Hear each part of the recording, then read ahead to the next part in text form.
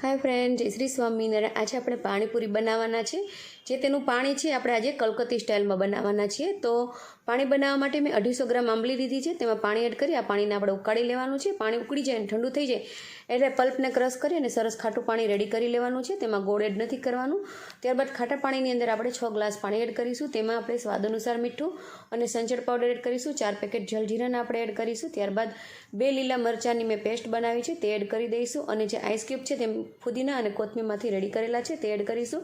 અને ત્યારબાદ ધાણા જીરું પાવડર અને આમચૂર પાવડર એડ કરીશું। આપણું કલકત્તી સ્ટાઇલ પાણી બનીને રેડી થઈ ગયું છે। ત્યારબાદ આપણે બાફેલા બટેટા અને ચણાનો આપણે જે મસાલો કરી દઈશું। તેમાં આપણે સ્વાદ અનુસાર મીઠું, ધાણા જીરું પાવડર, 1 ચમચી લાલ મરચું પાવડર અને 2 ચમચી આપણે જલજીરાના પેકેટ અને જે પાણી બનાવ્યું છે આપણે તે 1 થી 2 ચમચી એડ કરીશું અને મસાલો આપણે બનાવીને રેડી કરીશું। મસાલો આપણો બનીને રેડી થઈ ગયો છે। તો ફ્રેન્ડ્સ, તમને આ કલકત્તી સ્ટાઇલ પાણી કેવું લાગ્યું તે જરૂર જણાવજો। Thank you.